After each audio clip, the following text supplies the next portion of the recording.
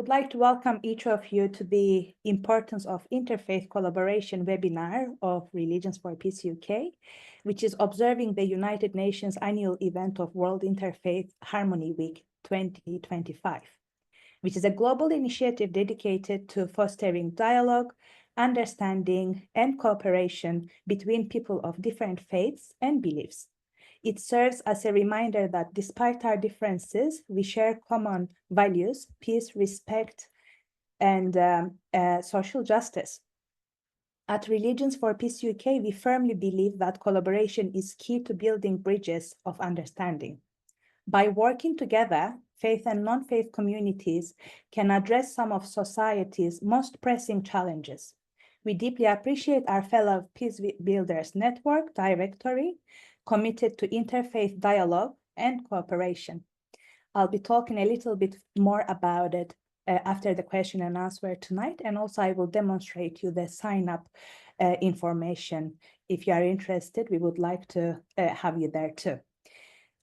Today, we are honored to be joined by three incredible speakers who are Religions for Peace UK collaborators and are actively shaping the interfaith landscape. Greshma Raju, she is a climate and peace educator and founder of the EcoPeace Teen Café, whose work focuses on environmental peace building and interfaith dialogue. Ralph Boer, he is a leader in refugee support and social impact initiatives at Hillsong UK, who has been instrumental in fostering interfaith collaboration to assist asylum seekers in the UK. Based in London.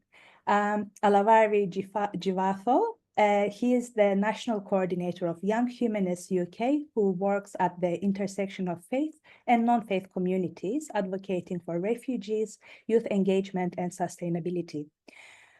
Our speakers have worked with Religions for Peace UK extensively in recent years, and we are mindful that the collaboration between us has enabled us to reach further into different faith groups as well as the community at large. I'm going to stop now, and I would like to start with Greshma Raju.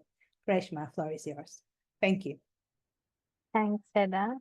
And hi, everyone. Hi, Cindy. And yeah, it's I think after a year we are meeting here again. So I'm so happy to celebrate World Interfaith Harmony Week with you and share our collaboration. So I would like to share my screen now. Today we are going to talk about importance of interfaith collaboration.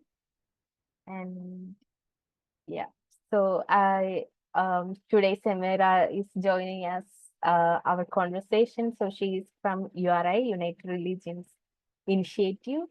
So I started my kind of official interfaith journey with that organization, and recently Samira shared a question on our URI application, URI Connect app. She asked us think about what was the first interfaith experience. So first interfaith experience. So that actually help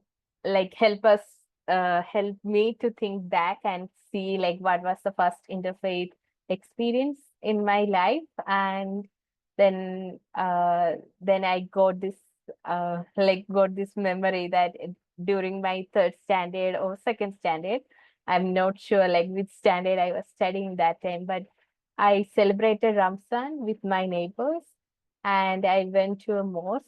Went to a mosque and offered prayer with my neighbors, and I celebrated Ramzan with my friends. So I'm basically Christian, and that was the first moment which I remember. I celebrated other faith and tried to understand others' tradition, and then it's kind of a journey.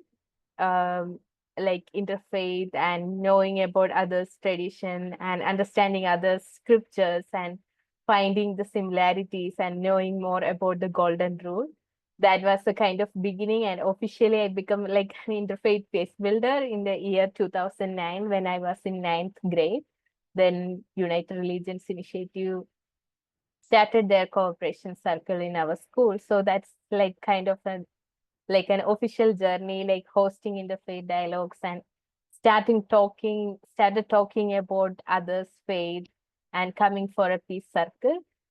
So yeah, when we start an official like kind of presentation, I prepare like some slides and sharing some amazing moments with you. So we all know like why interfaith collaboration is important, like to promote peaceful coexistence and fosters mutual understanding, strengthen community resilience. And I'm seeing an amazing connection from the faith that is like act for climate action, like climate justice. So all our traditions and all our scriptures highlighting the importance of environment and how we can protect our nature. So currently my work is mostly focusing on faith and climate action. So that's why you are hearing about EcoPeace Teen Café. So EcoPeace is always trying to find peace through climate action, like bringing people together for climate action and trying to find the moments of peace building through connecting people. So that's what EcoPeace Teen Cafe is. So here I want to mention about Manresa conference where I met Cindy for the first time. So journey to Manresa and beyond. So what helped me to reach Manresa is also URI. So URI selected me as one of the delegate or one of the representative from URI to attend the Manresa conference, which happened in November 2022. So that was the time when I started EcoPeace Teen Cafe and I ran a program for 6 months with teenagers in India, like both from South and North India. So there was kind of a cultural sharing and learning. So we basically worked with teenagers. And that was also the time like after the second wave of COVID in India. So many of us lost our loved ones and many houses were in the mourning period, like because of the loss and also the kind of hopelessness. So initially I started EcoPeace Teen Cafe to share the hope with our generation, like share that yes, we can do something together and we can spread peace together. So I was trying to communicate that with the teenagers and trying to make them aware about the sustainability and sustainable lifestyle practices. So that work helped me to represent URI at this conference. It was talking about the environment and SDGs. So during that conference, I also got an opportunity to present my work at the panel discussion. And that also, like after that presentation, me and Cindy got connected. We had a conversation about EcoPeace Teen Cafe, and she asked me like what motivates me to do this initiative and what's your plan ahead. So then I shared like I'm doing still EcoPeace Teen Cafe is an independent project. It's not kind of an organization. It's an independent project and connected to URI as a cooperation circle of URI multi-region. So like as everyone, we also were struggling with financial resources. Like during that time, I was not sure like how the next year looks like because I'm like, I don't have that financial stability to run this project again.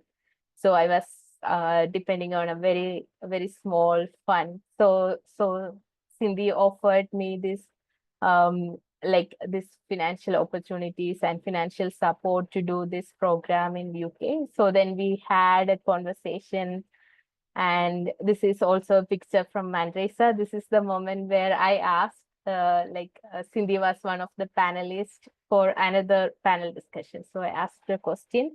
So that I believe that this question is also like kind of a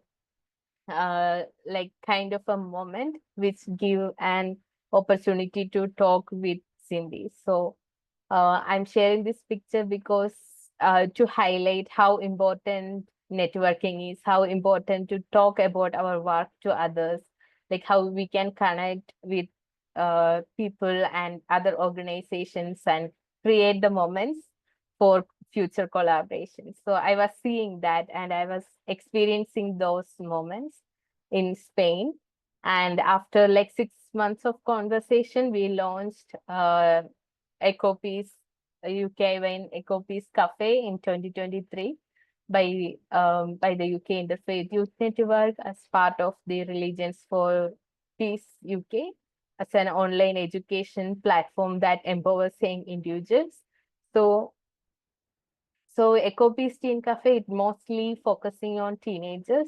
When we did it for UK, we focused mostly for the young people, like the youth. And we were mostly focused on the eco-social and peace-building actions within and also outside the faith communities. And then we aim to equip, support, and empower to take sustainable actions through actionable toolkits and community building. So we did like 16 sessions from July to December, like July to January that time. And then we also had opportunities to connect with UK youth, and then there were like some participants from Africa. So I'm still connected with them. And now they started their own NGOs and their own work in different places. So EcoPeace also act as a platform for many change makers to explore their journey and come up with their own idea and practicing it. So we did like lots of programs. So under EcoPeace Teen Cafe, I hosted more than 150 online events for teenagers and for young people across the world, and mostly connected with Africa, Latin America, and we did programs in French, Spanish, English, and Malayalam. Malayalam is a regional language of my place. So we tried to do it in a kind of a decentralized way, like more localized way. So that's how we can communicate our message with people more effectively when we have this opportunity to talk in their mother tongue, that also help them to explore more, understand more, and talk from their heart. So that's what we try to do through EcoPeace Teen Cafe. So last year Earth Day celebration, I always like kind of like focusing on global partnerships and bring global people through Zoom. But this time during Earth Day celebration in 2024, I was trying to connect my local community, like my own neighbors. So you are seeing my neighbors here in this photo. So we arranged an EcoPeace garden at my home and invited my neighbors to my home and plant saplings during that event. And then we launched EcoPeace Impact, like kind of an intergenerational movement for peace and climate action. So we started on this day. So then during this event, I tried to communicate like what I'm doing with my community. So still then they were not aware of what I'm doing or what is peace building or what is like eco peace or anything about my work. But after sharing with them, the community itself giving me a lots of support, and they wanted to learn more, and especially the children and young people, they really wanted to know more about what is happening in EcoPeace Cafe and when is next event. So there were like lots of enthusiasm and support is coming from the community. So so I just echo like whatever we do, share it with our community also. Sometimes we look for big partnerships, but sometimes like there are like lots of resources in our own grassroots communities just with our neighbors. So take a moment to share our work with the neighbors and also the community. So these are some of the pictures where I partnered with Catholic community here in Kerala and the school groups um, in Kerala for celebrating Earth Day, and also having like some kind of action-oriented workshops like that. So we did not just Zoom account, but also we did some kind of in-person activities. So these are some of my projects. EcoPeace Teen Cafe, EcoPeace Open Cafe. It's open for everyone. So last year we did like some conversation through this EcoPeace Open Cafe and EcoPeace Education is mainly for like skill development session, like social, like especially for people working on social development sector. And then last December, we launched EcoPeace Women's Cafe. It's just like a mindful, like kind of a conversation. We don't have any topics, like no, not like a prefix topics, just women coming together and sharing their journey, sharing their lessons, what their challenges they are facing. And then EcoPeace Impact, it's the intergenerational movement for peace and climate action, which we launched last year and working on that. So yeah, that's about the work, and you can contact me on EcoPeace Teen Cafe Instagram account or on our website. And we also did amazing collaborations with Euphrates Institute, URI, United Religions Initiative, and then International Peace Bureau. So we hosted many like kind of webinars and other events. So I'm stop sharing here, and I know it, Eda gives me like 15 minutes, so I'm almost on time. So I'm taking a moment to say thanks to Religion for Peace UK. Like that was a big moment in my life, like to getting like some kind of financial support to do my project, and also like Cindy guided me at that time and told me that it's important that your project is also like kind of a financially stable. And I'm still struggling on making that stability, but that's kind of like an advice from Cindy, like you can keep volunteering, but once only a project getting successful when it's like financially also sustainable. So thank you so much for that opportunity and making me believe in myself and navigating the challenges and getting more opportunities and yeah, finding the heights. So thank you so much, Cindy and Eda and all the Religious for Peace team. Thank you.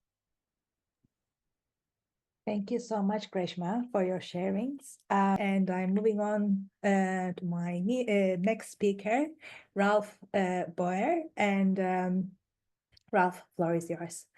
Thank you.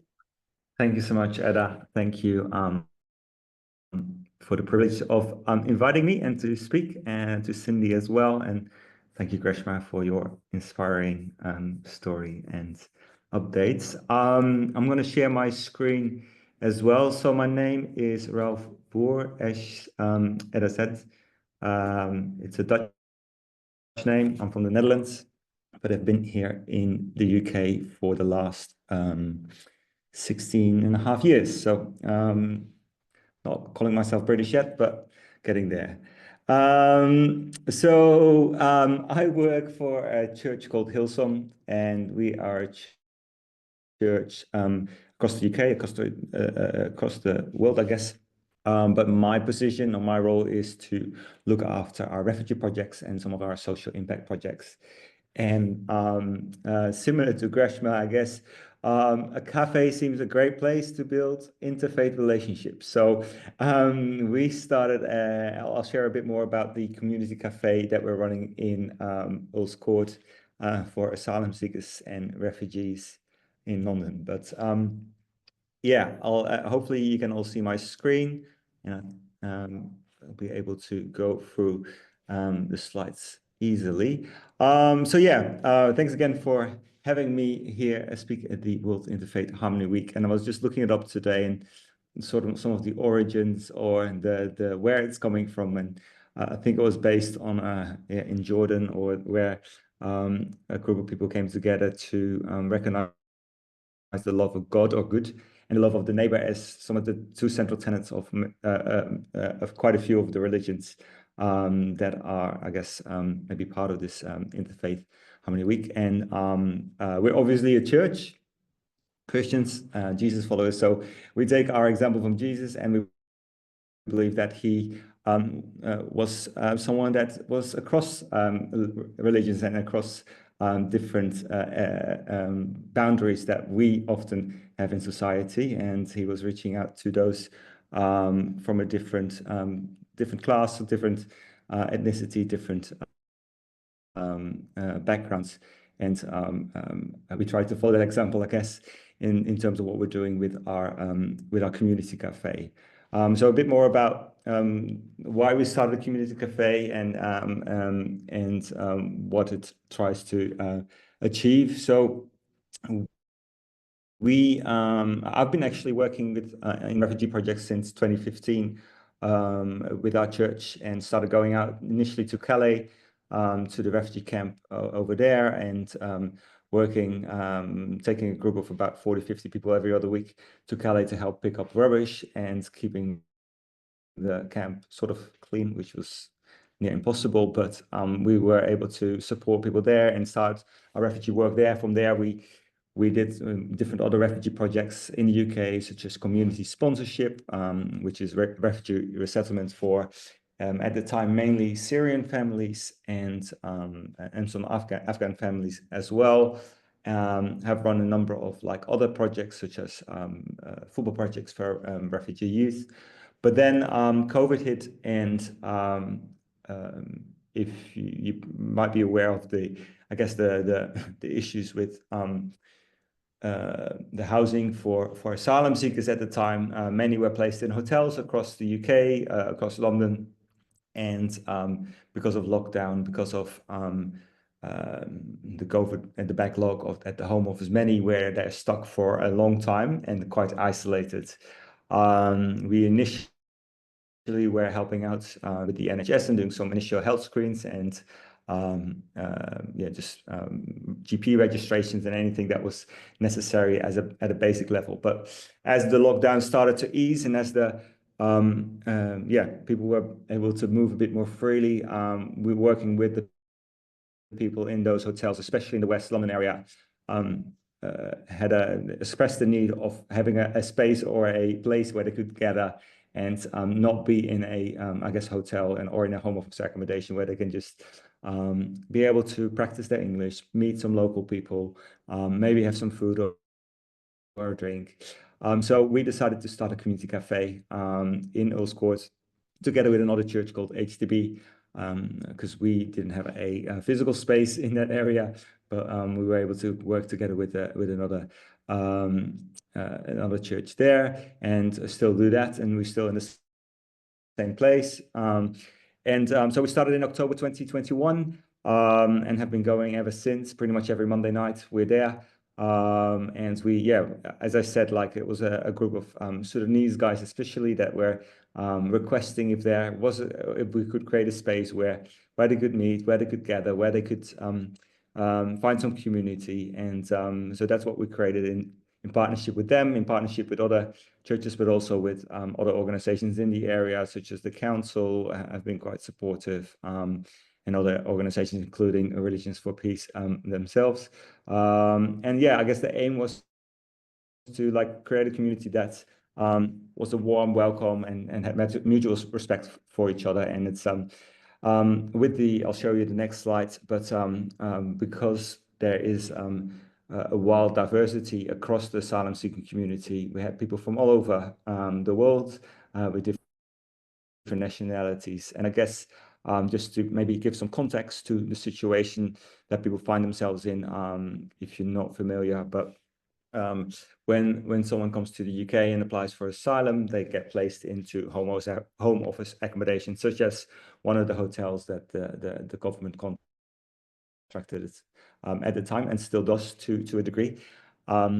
They are there until their case is basically decided, which can take anything between a couple of months to a couple of years. And especially in the earlier years, it took 2 to 3 years at a minimum. Fortunately, we see a little bit more speed these days, but still it can be a protracted time of being stuck in a hotel, having to share a room with a stranger. Food is always prepared, and you can't cook yourself. They get £8 a week to live on. The first 6 months they cannot access education or anything, and they will not have a right to work initially. Maybe after 12 months they'll be able to. So it's quite an isolated and limited existence that they have once they get to the UK. So we wanted to create a space that was welcoming, where they could play some games, have some conversations. So you see on the table, Uno is very popular every Monday night, and have a meal. And let me go to the next slide. I guess this is a quote I found the other day and shared with our team. And it kind of like, I guess, encapsulates what our response is, our approach is towards the stranger in our midst, or the stranger in our city. I'll just read it out. In a world full of strangers, estranged from their own past. Oh, sorry, just have to move the videos, otherwise I can't read it. In a world full of strangers, estranged from their own past, culture and country, from their neighbors, friends and family, from their deepest self and their God, we witness a painful search for a hospitable place where life can be lived without fear and where community can be found. It is possible for men and women, and obligatory for Christians, to offer an open and hospitable space where strangers can cast off their strangeness and become our fellow human beings. I found this quote very apt for what we're trying to do, and I'm not sure if we achieve this every Monday night, but it's our hope and our aim that we can create a space where community can be found, and where people being treated not as a home office reference number, but as human beings. And that's what we're trying to do with our community cafe. I guess our approach, or how we go about it, we want to make sure that people feel invited. So we invite people through the networks that we have with the hotels that we work with, or the organizations and charities that we are in connection with. We try to include those that we serve and our guests of our cafe. So making sure that everybody is welcome, everybody can find a space on the table, and then try to involve them. A lot of people from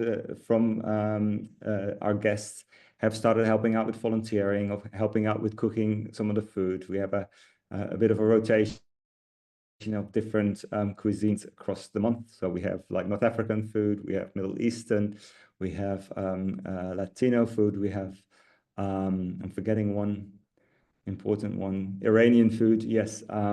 So we have a bit of a rota in terms of like who helps us out. So we want to make sure people are involved and engaged, and then we hope them to integrate. And especially when people get their status or their visa to stay in the UK, that's important. But even before that, we want to make sure they feel like they're part of a community. They feel they're part of the Ulster local community, and helping them understand how British, I guess, culture and life works here. Just to give you an idea what a Monday looks like in terms of nationalities or numbers. This is from last year. As I said, we get a wide variety of people coming to the cafe, including mainly a lot of Sudanese people, actually, a lot of Iranians, Eritreans, people from Syria and Kuwait, but also quite a large contingent of people from either West Africa or Central or Latin America. These days, it kind of depends on the years and well, not necessarily the season, but we've seen different trends across the year, across the years that we've been doing it. And initially, we started out only with male guests, but at the moment, there's a wide variety of women and families included as well. We have 2 hotels in the area that we get a third of our guests from, but the rest comes from across London, from Hounslow, from Wembley or Hillingdon, or different other places in West or further afield. And we have normally around 80 to 90 people come visit the cafe, and about a team of 18 volunteers. And last year we were able to do 450 haircuts for people. As I said, like, they only have £8 a week to spend, so haircuts is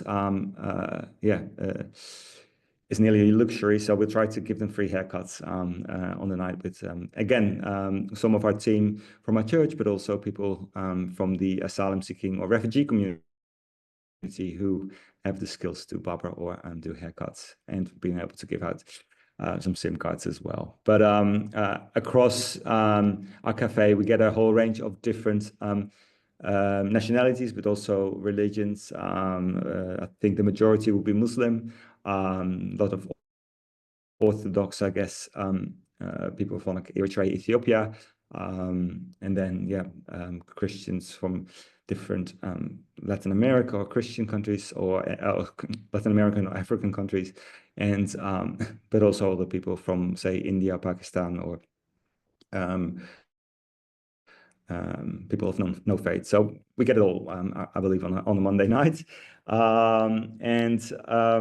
I think, again, like I was listening to this a couple of weeks ago at one of the podcasts that I'd like to listen to is as a leadership podcast from Craig Rochelle, but it was Simon Sinek who was being interviewed, and he put this quote out, or this sentence out, that kind of like stopped me and made me think about today, actually, but also about what the work that we do, and saying, like, are you brave enough to replace judgment for curiosity? And I think we're often so quick to judge and to make snap judgments about people, and maybe people of different faiths or different backgrounds. We think that we know how they work, or how they will behave, or have some preconceived ideas. But I think this statement helps us to think about, okay, maybe I can be curious and find out why people do the things they do or believe the things they do. And I think that's something that we want to foster within our community cafe, to make sure that we have a mutual respect for each other, and try to understand how we work as Christians, as Muslims, as Orthodox Christians, or anything else that people might believe in. So just a bit more about interfaith collaboration.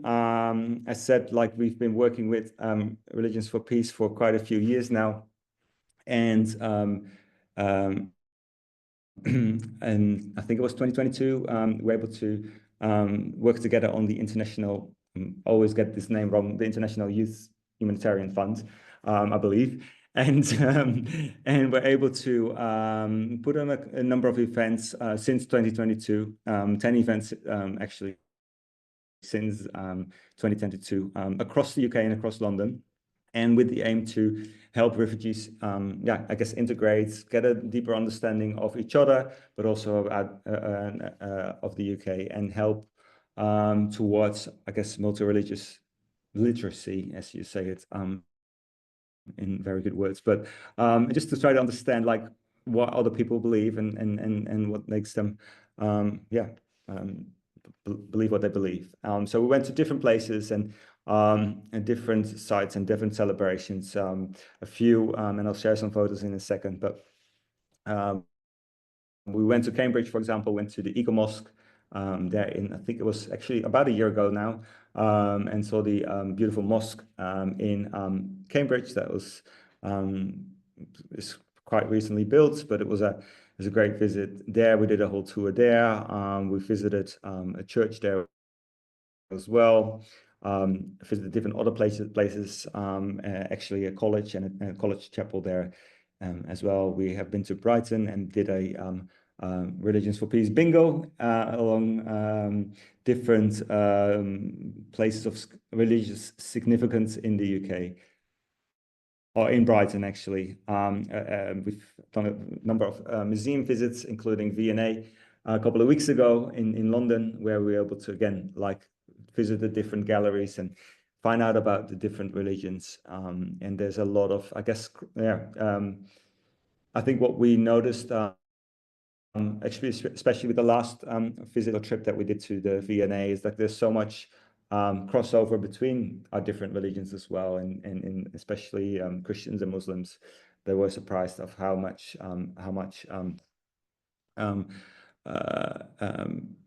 many things there were in common. And we did different other celebrations across across the UK and the community cafe. Here's a few photos from Oxford and Cambridge. Cindy is there, and we did an end of year celebration, the Interfaith Run. And I think just having this opportunity where people from different backgrounds and different faiths come together and share a day out has different outcomes and different impacts for people that that are part of it. We've seen different friendships across backgrounds and religions and nationalities develop. Even relationships develop across different religions or backgrounds,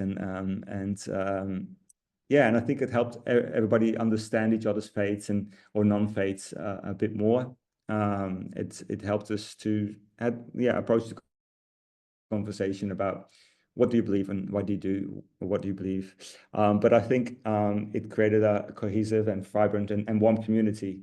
And I think anyone that has come to a community cafe on a Monday night can attest to it. And if anyone is not far from West London, please come along on a Monday night in Old Squad. You're welcome to join us. But yeah, having that community just puts really value on people. And I think having that safe space where people can be who they are. We have all kinds of faiths coming in, and we give them a space. Like we have to do an English class, but there's a place for prayer because we do it on a Friday. So our Muslim friends often want to pray during that time. So have that understanding and that space and that I guess that's respect for each other. But it also helped us understand, or I guess understand more of the UK, its culture and its places. Again, asylum seekers are placed in one place. They don't have much choice, but having been able to go out to different cities, different places, different museums or organizations, help them understand, okay, this is how this works. Okay, Oxford is actually a really nice place, and outside London there are great places as well. So that if they have to think about their future after they been through the asylum process, that London is not the only option, and that there is a lot of other places that could work really well. For myself, I think it's through this work and through what we've been able to do with Religions for Peace has helped me understand a lot more about the different faiths and different people groups that we get. I feel my life is a lot richer since I started doing refugee work, and because working for a church, it can be quite insular, but I feel like the privilege of my job is that I've been able to go out and meet a lot of other people from different backgrounds, different faiths, different nationalities, and I think that makes us all better people if we learn more from each other. So I'll leave you with that. Thank you for your time and your attention, and hopefully that was clear. Thank you so much for your sharings, Ralph. And now I would like to move on. Alavari Jeevathol, AJ, floor is yours. Thanks, Heather. Can you all hear me okay? Sorry, I've got a bit of background noise. Is that okay? Thank you. Apologies. Good. Thank you, AJ. You can hear me okay? Great. Yeah. Apologies, I wasn't able to get a private room as I was hoping, so there's some people walking nearby. And thanks also to Ralph and to Greshma. Huge admiration for what you do, and also thank you, Edda, for organizing this opportunity to reflect on something that brings us all together and bonds us. And I presume I speak for the others, but it gets me out of bed in the morning. This kind of thing, I think it really is what makes community service worth living. And also apologies, I don't have a presentation today as such. I just thought I'd share my experiences over the years working with and alongside Edda and RFP. At least in some sense, this may leave some more time for questions, which I'm eager to get into in the end. And I'm sure we've got a wealth of experience in this room. So I thought I'd look at this from two perspectives. One, Edda asked me to talk about my, I guess, individual experiences with interfaith work, so me as an individual, and then also institutionally with some of the organizations that I belong to, and how we deal with and handle this idea of interfaith. I've always thought in some sense it's a bit of an unfortunate word, speaking as a humanist. I've never belonged to a religion. My parents are atheist. My grandparents are also atheists. I was born in India. I always thought that in that sense, interfaith, people always ask, are you of faith? That always struck me as an interesting word. Obviously, humanists are part of that. We celebrate and work with people of all faith and belief backgrounds. Actually, one of the first interfaith groups that I joined was here in West London in Hounslow. It was called Hounslow Friends of Faith. And whenever I turn up to the meetings, and then I'd say, "Oh, I'm an atheist. I'm a humanist," they'd always say, "Well, what are you doing at a Friends of Faith meeting?" So then I developed an answer back to that, a retort, which was, "Well, yeah, it's Hounslow Friends of Faith. You're the faith, and we're the friends. So that's why I'm here." But I get whether you call it interfaith or whether you call it intergroup dialogue. I guess the idea is that we all have faith in something. I mean, I have faith in the human spirit, and also I have faith in interfaith, and that's a bit of what I'd like to talk about today. So on the individual level, individually, I guess for the past 5 years or so, it sped up during the pandemic because obviously we had more time on our hands, we were isolated. That kickstarted it, but there was some of it before then. Weekly study classes with people of other faith and belief backgrounds, based on things that we share, and I think that's what interfaith gets at and sort of digs up and makes visible is, despite us being from different backgrounds, from different spiritual, philosophical backgrounds and religious traditions, with different rituals, different dress, different foods and customs, even sex and gender traditions, so many different things that divide us. But actually, there are things, very core things about our humanity that unites us. And in these study classes, which I've been doing now since the start of the pandemic and a bit before, we look at poetry, we look at ideas of spirituality, we study holy texts. So, for example, my typical week looks like on a Monday, I have a Baha'i interfaith study class. On Tuesday, we study the Gita. On a Wednesday, which is different, the Hindu text. On Wednesday, another Baha'i class. Thursday, we have a Quran class. It actually got a bit out of hand, as you can imagine. It's tough to keep on top of all of those. Lots of WhatsApp groups and so on.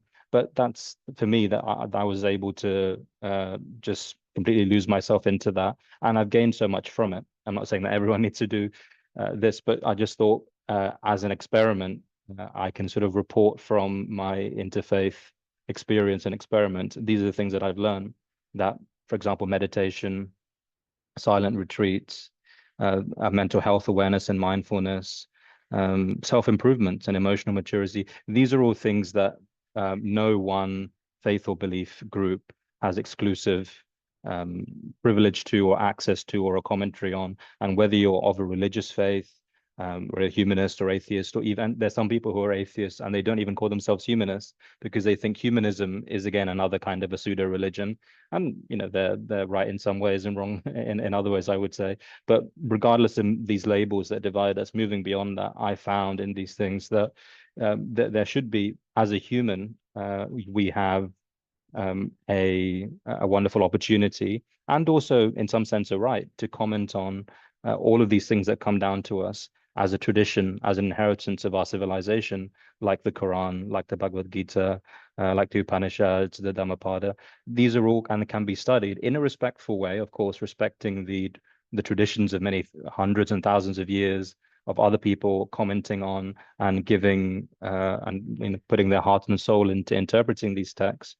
But also each individual person brings something new to it. And having that sort of idea of, my Baha'i friends talk about this a lot, and actually we were mentioning this in an interfaith event we had last week that Edda also organized, this idea of progressive revelation, or the progressive idea is that interfaith or humanism or any religion in the Baha'i concept is not static. It's always dynamic. It's always being renewed. It's always being given new inputs by everyone who comes across it. So it's never too late, and it's never, you can never study the Quran too many times, can never study the Bible too many times, can never look at the life of the Buddha of Muhammad, of Jesus too many times, because they all have things to teach us. And just by dint of the fact that billions of people give them such importance, me as a humanist, even if I don't believe every aspect of the theology and the doctrine that's behind these things, I'm interested in them on a human level. So for me, that's as an individual, that's obviously I've had lovely collaborators. Not everyone is able to open and be open-minded about discussing their religion with someone who doesn't belong to their religion. You have to find the right partners and the people to work with. And I'll talk about that a bit later as well. But given that, and I'm sure that a lot of them I found through EDA, through RFP, and through other networks here as well. But finding the right partners and finding the right allies in this has benefited me on an individual level with these study classes, with these spirituality and meditation classes that we've all managed to organize with the help of technology and WhatsApp and so on. So that for me has been a personal benefit of interfaith. Then maybe to say a bit about the institutional benefits and challenges also. So I put here next to my name, National Multi-Faith Youth Centre. That's a charity that me and a few other young interfaith colleagues founded.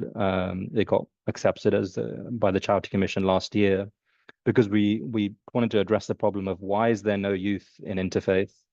I mean, interfaith, we go to interfaith events over these past 5 years. Me from Humanists UK, the humanist group that I belong to and volunteer with, and Young Humanists UK and Hounslow Friends of Faith, which I mentioned earlier. We'd go to many interfaith events and we just find that there were just people who were exclusively almost of an older age group, and which made us think, okay, where is the youth? Where is the youth interest in this?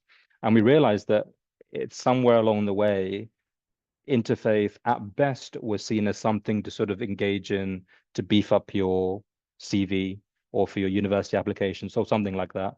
But it wasn't actually the beating heart of a community of or even a city like London, with so many, the scope for interfaith in London, just to give one example, as I'm based here, is so massive, but it was always a surface level thing. Maybe it was a politician who'd used it for their branding, a marketing label, or a jargon that third sector people would use in the charity sector and NGO sector, but it wasn't actually getting at someone who lives in a certain community, follows a certain tradition. How is that person's life in their neighborhood improved by having an interfaith consciousness, rather than just going to their mosque or going to their temple and having blinders on? And so one example of that, I mean, Ralph's talked about it amazingly, the refugee support work, and that's another example that I can give, as well as the National Multi-Faith Youth Centre, which we started. I also belong to Refugees Welcome Hounslow, which is one of many refugees welcome groups that are all over the country, but we started one where I live in Hounslow. And we also work with people in hotels and also people in private accommodation that have already been granted refugee status. And I'm the only humanist amongst the volunteers. Everyone else is from different faiths and backgrounds. So that was also another example of how an interfaith consciousness can actually make a real difference in someone's life, rather than just being limited to and you know, Greshma's the EcoPeace Café as well. That goes back to what I was saying about sharing the need for us to connect on a spiritual level, to explore mindfulness, to explore all of these human condition problems that affect all of us, you know, equally in some way. So I think these were what inspired me to get not only myself involved as a sort of a lone warrior, but also institutionally to try and bring along my humanist colleagues, my other activist colleagues, and say, whatever you're doing, try and find some intersectionality in that, try and bring an interfaith consciousness in it. And again, I was very inspired by what RFP were doing in saying, if it's a climate change issue, let's not only tackle it as, I don't know, Sikhs or humanists or Hindus, each having parallel approaches. Let's try and see where we can unite. And this is something that I've tried to take to regional and international levels as well. So as well as National Multi-Faith Youth Centre, I also work with Humanists International, which is a global charity. And we had our interfaith as a key sort of theme of our annual assembly last year in Singapore. And Singapore and Malaysia especially are, I think, shining lights of how interfaith can work in countries and societies that have very, very strong religious traditions, but they gel well with each other and they have respect for each other's differences, but they unite in diversity. And I think the UK especially could learn a lot from that. And actually, I was in Singapore just after the UK riots that happened here. So it left, and then just with that on my mind, going to a conference that was particularly on interfaith and seeing how Singapore, which has its own history of very, very violent riots in decades past, solved that problem. At least, I mean, no problem is fully solved, but did a lot to address it. And now they've not had communal violence like that forever. But at one point, it seemed like it was inevitable, and they didn't know how to stop it in decades past. And Singapore's quite a violent history between these communities, but they had some important lessons to teach us. So institutionally, that's also something that I try and take forward, because I think just like on the individual level, there's spirituality, there's mindfulness, there's poetry, there's art that can kind of cross the religious divide.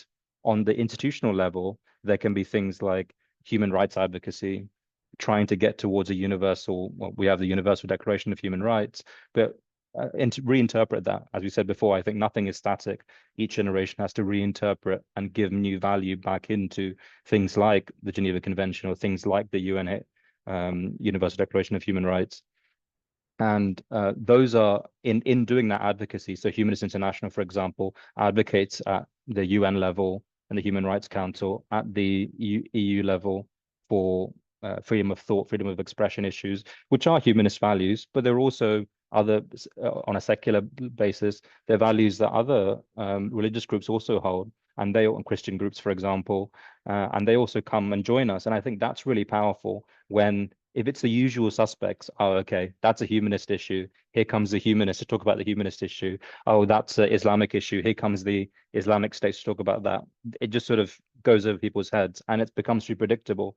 But if suddenly a humanist speaks up for what's usually considered a quote unquote Islamic stereotypical rights issue, then suddenly people take notice. Or if a Hindu organization representative or a Buddhist organization representative speaks up for a humanist cause, or one that's seen to be a humanist cause, then suddenly we start changing the game, both in how the media can interpret these things, because the media often will not want to have an angle and a story, and they'll pothole it into a certain, that fits a certain stereotype in a cookie cutter way. So we try and break down these barriers institutionally. So I think that kind of shared advocacy I find to be very powerful, and that all comes from seeing how interfaith can work at the very individual level. So hopefully I'll stop there. Hopefully that gives you a flavor of how, both on the individual level and institutionally, interfaith has been challenging, but also very rewarding for me. And hopefully that's prompted a lot of questions and comments, which I'd be happy to engage in. Thank you. Thank you so much, AJ, for your sharings and experience. Now, I would like to begin our question and answer segment with our speakers. Please stay with us, as we will be presenting our Peace Builders Network after the question and answers, which is Religions for Peace UK's effort to bring like-minded change makers and peace builders and make it possible to find each other for communication or cooperation opportunities. Then I will continue with that, and we will conclude this webinar. Please use the chat or raise your hand if you would like to ask a question or share your reflections. Well, thank you all for some interesting reflections. I have two questions. I'll ask one for Alf now, and then later, if we have time, I'll ask one of our third speaker. I was really interested, Ralph, in what you said about the cafe, bringing people together, refugees and so on. I just thought I'd mention a similar thing that's happened in Aberdeen. I live in Aberdeen, and I've been very involved for many years with the Aberdeen Interfaith Group. And in the last couple of years, our vigorous chairperson, Patricia Finlay, had an idea which has really caught on, and others might be interested in this. It started off being called You, Me, and a Cup of Tea. And the idea was to invite asylum seekers and refugees from the hostels, hotels, we have a lot of them in hotels in Aberdeen. First of all, it was to the Anglican Cathedral Episcopal Church. So the idea was that they were invited, and a lot of us, interfaith people and others, came along from the general public. there was a cup of tea and cakes and eats and things like that. And there was some sharing of music, there was some sharing of the poetry, artwork, and just chat. And it worked very well as a way of enabling these people who don't get much of a life outside their own hotels to meet in an informal, relaxed way. And we've had several of these sessions in Aberdeen and in Aberdeenshire, further north. And since then we've had Yumi in a game of sport, where some people are joining these people in various games of sport and so on. Yumi and tea in the park we've had, and so on and so forth. So that general formula seems to work quite well. It's the sort of formula that I think would work well elsewhere as well. So I just mention it as something people might be interested in. The other thing, just more general to say, is that on the theme of interfaith collaboration, it's something which seems to me important, that we don't just have dialogue. It's called interfaith dialogue, which is shorthand for positive relationships. But it isn't just about talking, it's about doing things together, having meals together in particular. And some of us Quakers, I'm a Quaker, we were reading a book by a Quaker on interfaith, and she mentioned someone called John Ferguson. Some of you may have heard of him. He was a famous internationalist peace activist in Birmingham. And he actually said the most important thing about interfaith relations is doing things together, particularly having meals together. So I just think that's just a thought that's brilliant, that needs to be kept in mind. So I'll come back to, I forget your name, but Alavari later, but let someone else speak next. Thank you so much, Nigel, for sharing your experience. Anyone else who would like to ask a question or share your experience?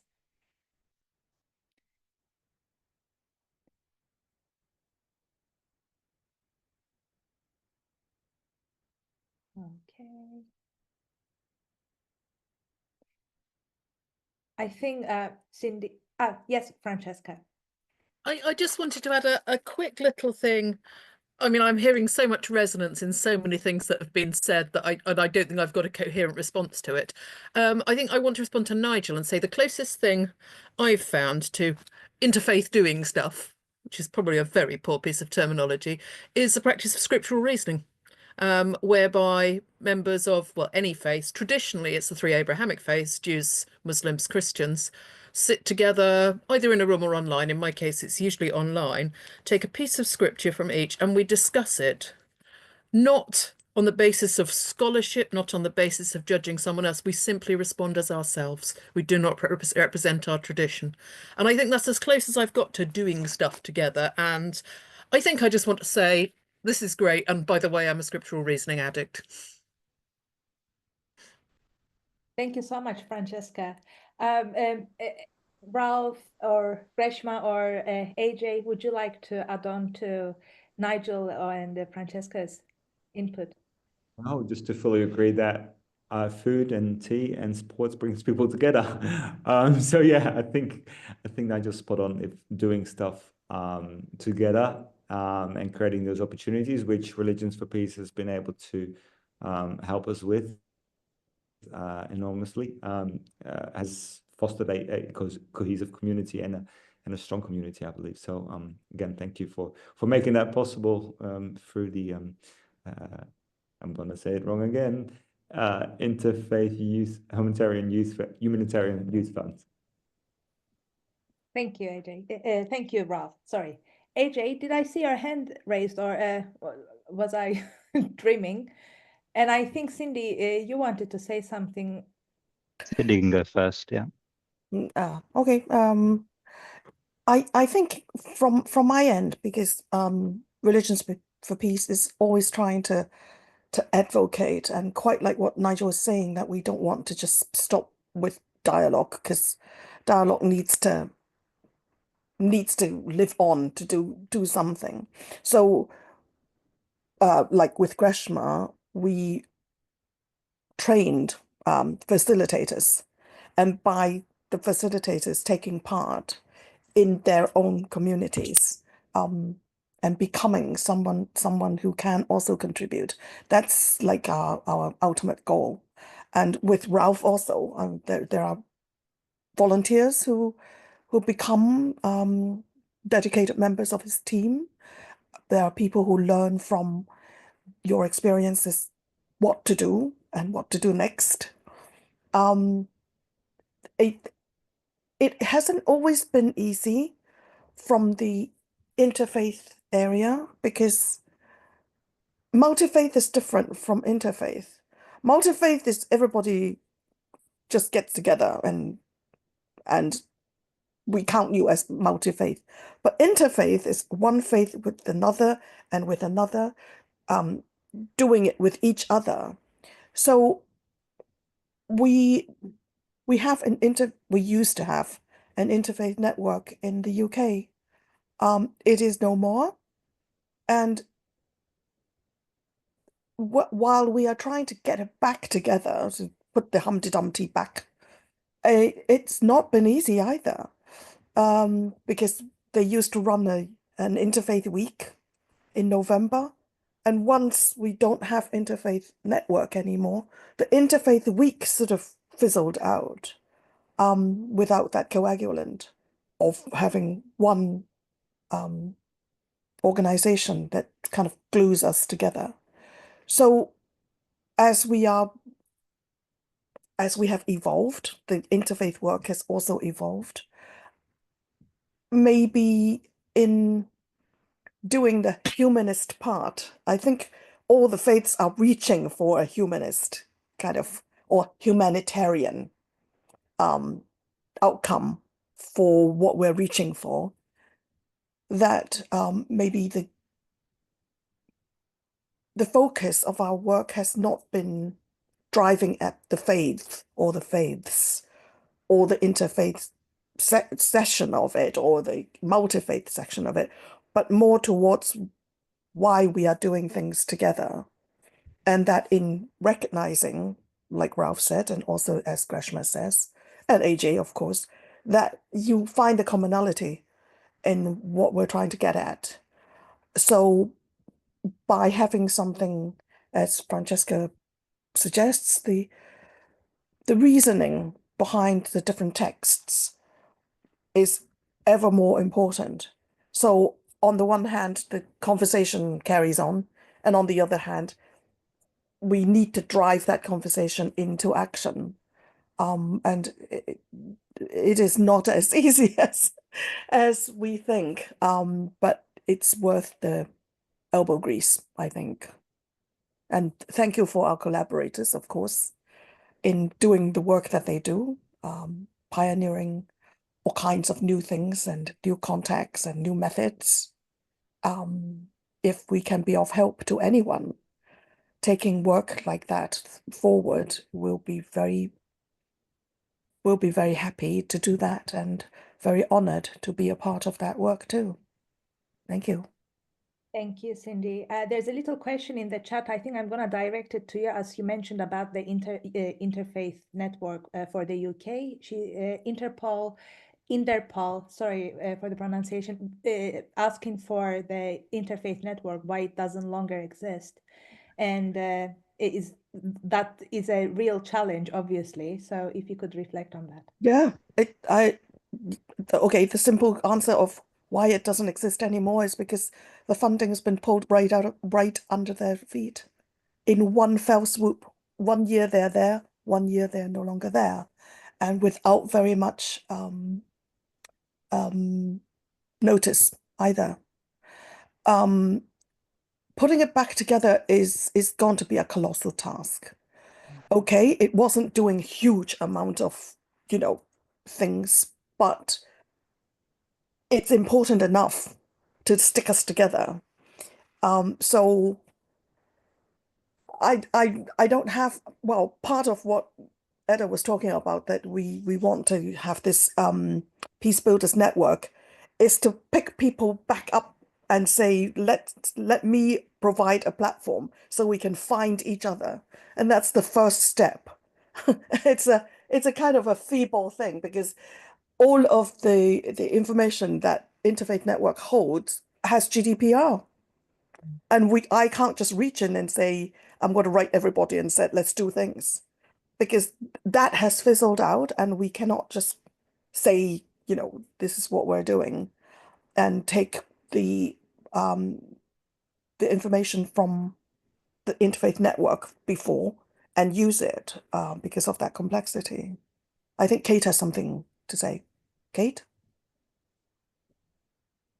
Yes, please, Kate. The situation in Scotland is quite different. We are blessed with a very vibrant and dynamic Interfaith Scotland organisation. And a few months ago, our First Minister, John Swinney, at a conference organised by the Scottish Government, said how important he thought faith was, both for individuals and for the communities they serve. And we also have a Deputy First Minister, Kate Forbes, who's a practising member of the Free Church of Scotland, one of our smaller and more conservative Presbyterian Christian denominations. So we are very blessed in Scotland, and I don't see that situation changing in any way in the near future. Thanks, Kate.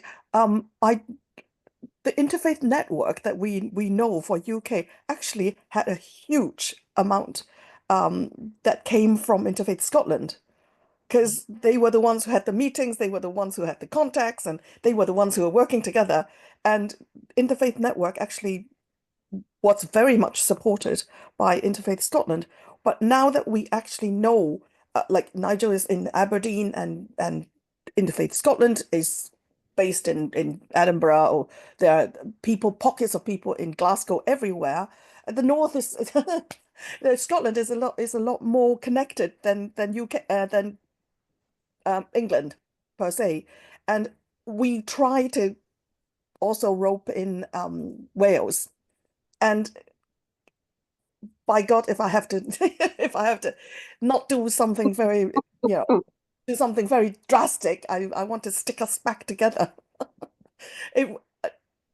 We're trying to use the Peace Builders Network to glue people together, so at least we can find each other first. Then we can start talking about what you can do, and then we can start working together and have ideas of either taking the environment or the refugees issue or gender equity and all of that back up, because that's what we strive for. And hopefully, I shouldn't say that I'll pray for it, but I do pray for it that it would be possible at one point, and communication and finding each other is the first point. Yeah. Thank you. Thank you, Kate and Cindy. AJ, I think you wanted to add on, and please go ahead. Thanks, Eda. Yeah, I just wanted to maybe address the point that maybe people in this meeting aren't familiar with what humanism is and how it differs from humanitarianism, or just being humane, or having a human conscience. The easiest way to think of it is that obviously we as humanists are not claiming any special privileged access to all of your humanity or our shared humanity. I think humanity is the core, and different faith or belief systems can have ways of reaching it. So there can be an Islamic way of finding our humanity, there can be a Hindu way, there can be a Buddhist way, and humanism is one of those. It just happens to use the word human in the name, which can cause confusion between humanitarianism and humanism, or being humane. People often ask us, well, why, just be humane? You mean just be a human? Why do we need a name for that? Well, the name for it evolves from being, rather than just being an atheist or being an agnostic, you're defining yourself by what you're not. You're defining yourself by what, in opposition to something, and we don't believe in God. Rather than saying, well, what do we believe in? What's the positive? What's the holistic? What's the affirmative things that we do believe? And that's what humanism seeks to do. And that's based on a scientific worldview. It's a naturalistic worldview, and there's many, even in the meeting we had last week with the Druid and pagan ideas being expressed there. There's so many bridges that connect humanism to many other faiths and beliefs. That was one point I wanted to make. Another one was about Interfaith Network and about, so when I mentioned before that I'd go to lots of human or interfaith meetings in Hounslow and elsewhere, and you turn up and there will be almost no one below the age of 30 or 40 there. A lot of them were Interfaith Network meetings. I'm sorry to say. I mean, it's especially Harriet Crabtree and IFN were doing sterling work, especially with Interfaith Week, for example, bringing it on par with Black History Month and so many other things that really define our calendar and our sort of social consciousness, and just keeping it in our minds every year. That was all great, but I think, and the funding being pulled was inexcusable, certainly, but I would question, being a critical friend, was it actually serving the youth of tomorrow? Because if it was, they'd be attending more of those events. We wouldn't be. We actually had to go and form NMYC to try and be more of it. And we're all volunteers. NMYC is could be nowhere near as effective as IFN was. Or RFP is, because we don't have full-time staff, but we had to have some kind of an attempt, even a grasping attempt, to get some youth cohesion on, okay, where you go to school and then university, and you maybe play with some interfaith and community work to get your university application, but then actually where is the interfaith present when it comes to career, when it comes to family, when it comes to all of these things that define in that 20s age period is so critical. Yeah, I think there's definitely lessons to be learned from there. And I'm not saying that NMYC events are perfect or humanist events are perfect. We struggle, and many faith and belief groups that I go to and I visit and that I meet through my study classes, I ask them, how's your youth participation? How are youth in the community coming along? Even if it's online, there's Zoom fatigue, and after the pandemic, it's not. And especially with the attention span being challenged with TikTok and with our social media and information diet being modified in so many ways rapidly, it's difficult to keep up. So I think we need to be thinking out of building an interfaith projects and interfaith foundations that will last for the next few decades. And without that consciousness, I think it's going to be difficult. I'm not saying that I have all the answers, but that's something that hopefully will excite people, and people with smart ideas and time and resources to put into this, because that's where the challenge is, really. Because otherwise, we know what the dangers are, we know what the risks are. The youth floating around aimlessly, maybe being even snapped up by populist demagogues, online kind of cultish figures who have easy answers to things, a cherry-picked philosophy that sounds wise but actually ends up either some kind of a scam, or stealing money from the youth, or just trying to find a replacement for that void. Because we mentioned this last week in the interfaith meeting as well. Stats seem to show us that somewhere between 65 to 75% of under 25-year-olds in the UK have no connection to any formal religion or tradition or supernatural beliefs of any kind, life after death, the soul, anything, whether it's formal religion or outside of formal religions. Now, not all of those are humanists. I mean, some of them are spiritual but not religious and so on. But youth are definitely moving away from religion, it seems. That's a trend, at least in the UK. But what's there to replace it? And I think, and we also mentioned this last week as well, that maybe I think what, in my experience of what youth really are wanting, is not to be pigeonholed, not to be categorized, saying, well, you're born a Muslim, you're going to be a Muslim, or you're born a Hindu, or you're born or even a humanist or whatever, and that's where you have to be. Actually, things are more fluid now, whether it comes to identity, nationality, globalization, ethnic groups mixing, sex and gender mixing, and being more fluid.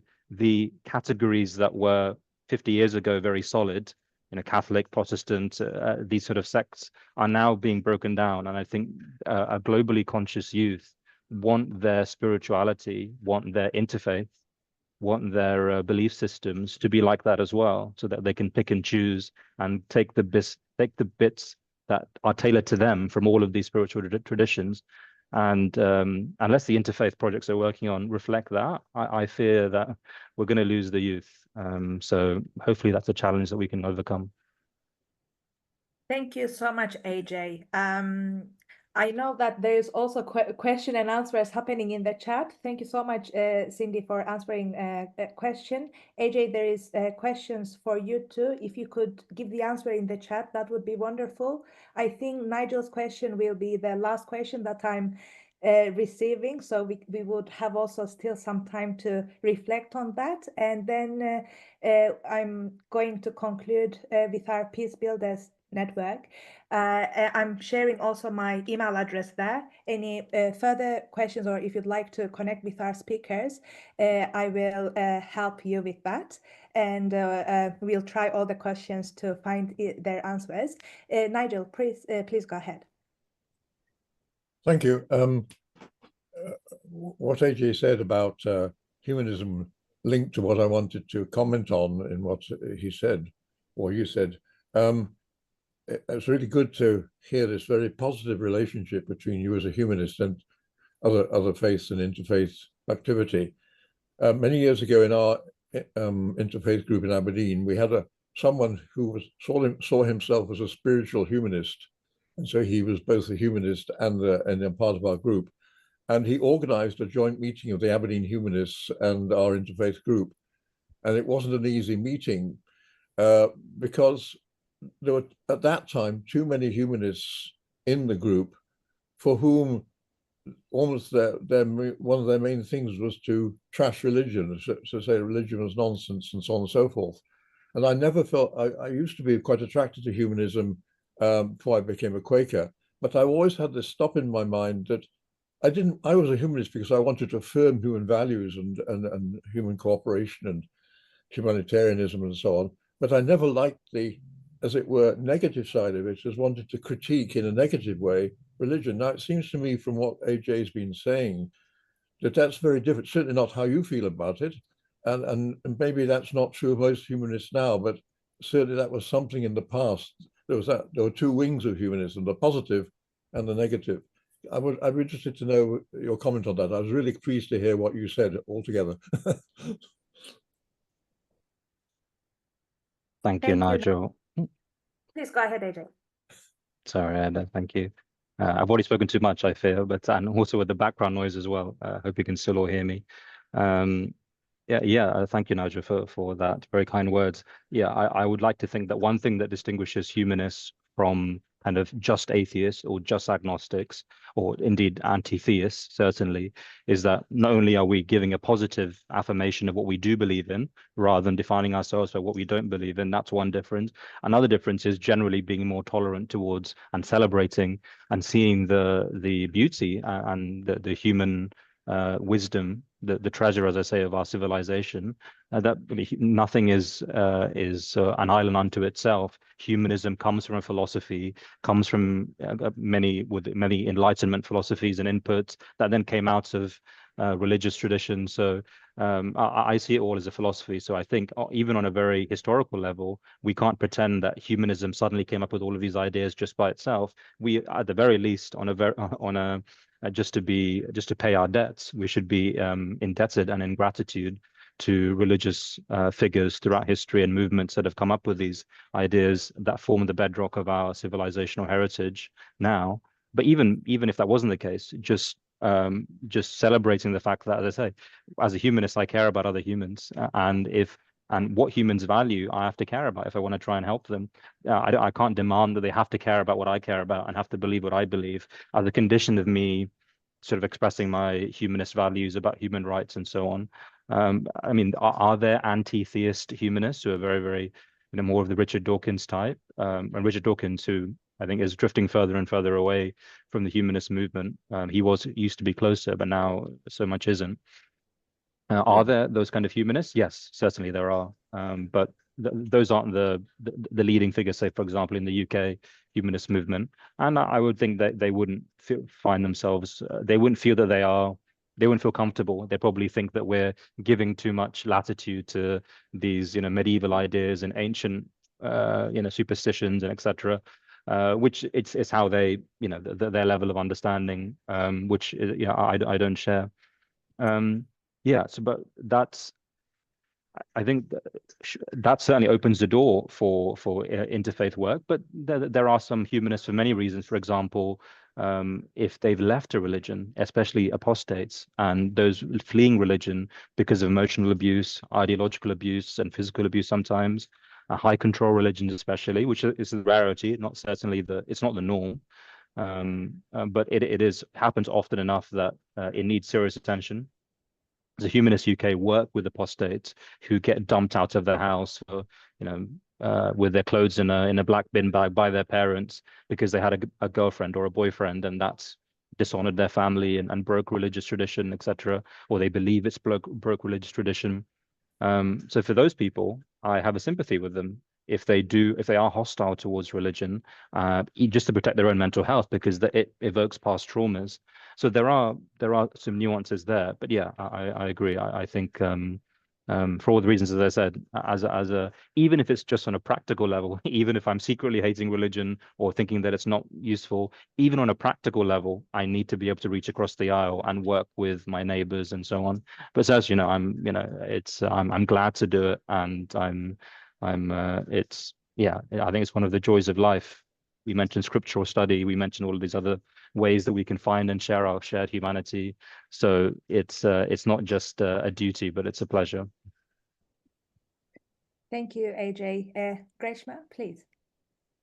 Yeah, I know the time is running, so I will quickly close. So I just feel like sharing some comments on the youth perspective. So I'm working mostly with youth and youth engagement programs. So I think there is a shift from youth participation, like a kind of a low engagement from youth side, and also I'm kind of taking that as a reflection, like how we can change change this, not the structure, but how we work with the interfaith groups, and how we can update more, like how youth are updated. So literally, even if I look at the society, we can see like a large shift, like how young people are respecting others and how they are thinking about even the different gender identities, like they are quite open. So I feel like from the interfaith groups or organization, we also need to kind of update with the timing, so then we can attract more young people. And even our faiths, we need to like kind of little bit open and be engaged with youth and our teenagers. So yeah, and yeah. Thank you so Thanks, much. Sarah. Ralph, I would like to also give you a last couple of minutes to add on to this conversation that we've been having around youth engagement. Yeah, I think going back to what Nigel was saying, like I think we have a lot of youth actually part of the cafe, and I think I guess we're not set up as an interfaith evening, but we happen to be interfaith. But like through the activities and through the human connection, it comes naturally. So I think like having the opportunity for people to have a space where they can meet, where they can get involved and get engaged, that helps. So I haven't put it, I didn't say it in my presentation, but we do boxing on a Monday night as well. So young people, or actually not only young people, anyone can play, I can get some boxing training and things like that. But it tends to be, I guess, more younger people. We have football projects as well, and that really fosters generally it fosters a good connection. It can get tense as well if there's a bad foul or a bad decision. But generally, like having those opportunities or activities where people can connect, I think that is where young people, from my experience, build those connections and get more youth involved. So I think that's how I see it in our projects. Thank you so much, Ralph. I know that we approached the time to the end, but if you could give me a couple of minutes, I would like to quickly explain about the Peace Builders Network that we've been talking about. So I'm just sharing, I just shared the link of our Peace Builders Network segment, and I would like to share my screen quickly just to explain better how you would use the link that I shared to become a member of our network.